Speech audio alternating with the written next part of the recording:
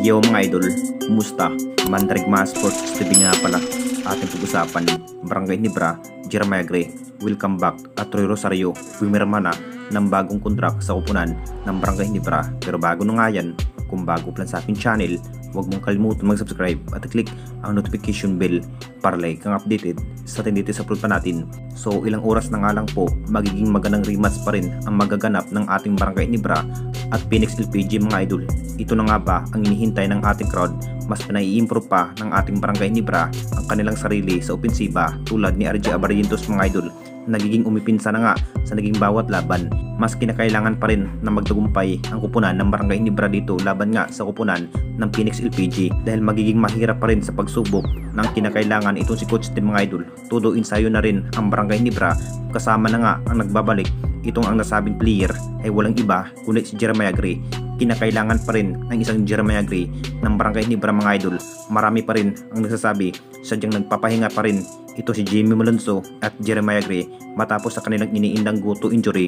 Nasa practice na nga si Jeremiah Gray kung saan makapaghanda na sa magaganap sa laban mamayang 7pm. Sabik na rin itong mga bagong player na makasama ang ibang veterans player tulad ni Jimmy Malonzo at Jeremiah Gray.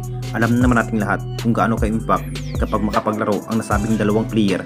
Siguradong magaganda nga ang rematch na ibubuga ng ating Barangay Ginebra kung bakit nagbabalik ang mga player matapos na may inindang guto injury na si Jeremiah Gray at Jimmy Malonzo. At dito na naman tayo sa isa pa nating balita. Troy Rosario pumirma na ng bagong kontrak sa kupunan ng Barangay Ginebra.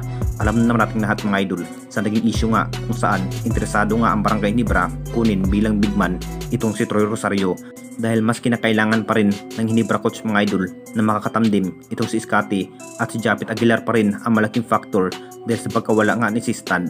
Dahil si Japet Aguilar pa rin ang namukhang matindi ang nagiging role bilang big man ng Barangay Ginebra dahil no isa upgo dahil may iniindang guto injury kung bakit mas interesado nga ang Ginebra dito mga idol kunin bilang big man itong si Troy Rosario.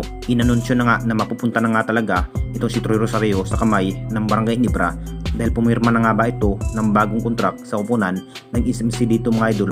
Dahil pumirma na nga ng bagong kontrak ang isang Troy Rosario sa kupunan ng Barangay Ginebra, nakapagdesisyon na rin na sa kupunan na nga ito mapupunta. Malaking bagay na rin ito dahil alam naman nating lahat kung anong kayang gawin itong si Troy Rosario bilang pagiging big man. Mamaya natin makita kontra sa kupunan ng Phoenix LPG mga idol itong si Troy Rosario kung ano pa nga ba ang kanyang dapat gawin bilang player.